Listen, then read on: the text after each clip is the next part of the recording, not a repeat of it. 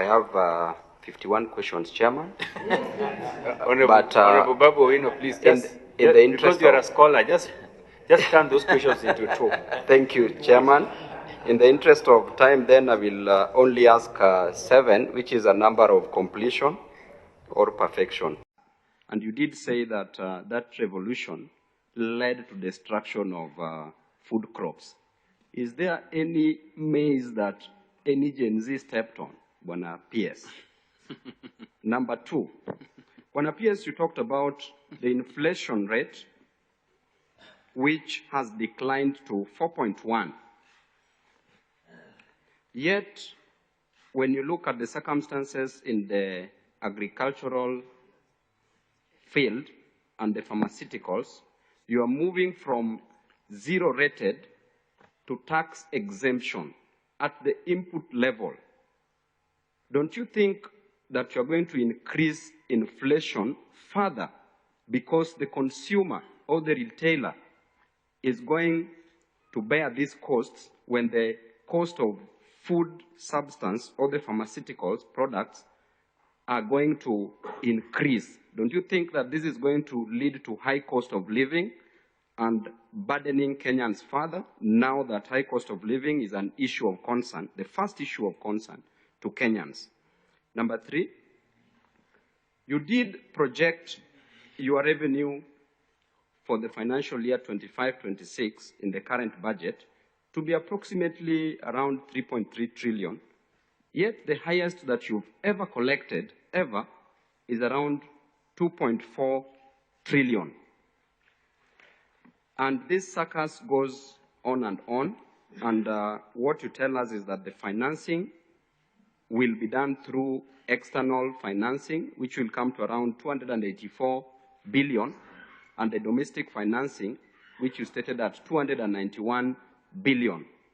Is this achievable, taking into account that we have a budget of 4.2 trillion?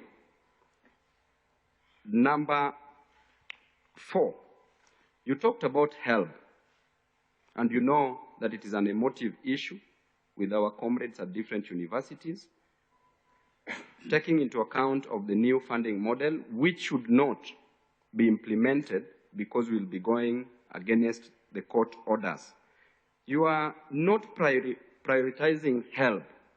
You are not treating it as a matter which is both important and urgent, because you are putting it like, we may consider it. Can we consider HELB? Because you know very well as an economist the role of education in economic development. Literally in everything, education applies. Then number 5, the UHC workers, universal healthcare workers, they've been demonstrating on a daily basis. And we have leadership in this country. And you are the source, you are the owner of the money at Treasury. These ladies and gentlemen have been waking up every morning, not doing anything, even spending various nights, Mr. Chairman, in the cold. Chairman, you know how they wrote you many text messages.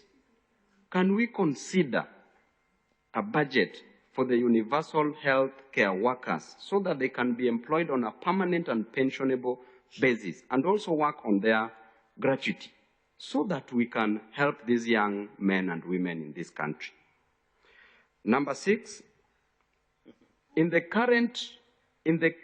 number 5 is UHC. Number 6, in the current finance bill, is there anything, any tax that is going to be increased on any good or service?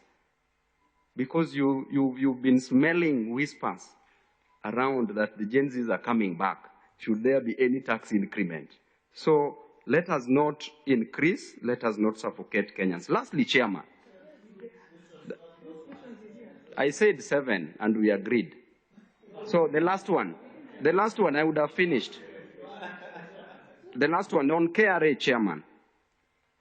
Bwana PS, you've come up with a strategy that KRA can access people's accounts without permission. And you know very well that this is infringing, it is against the right to privacy as enshrined in the Constitution and is also against the Data Protection Act, where safety of consumers is exposed.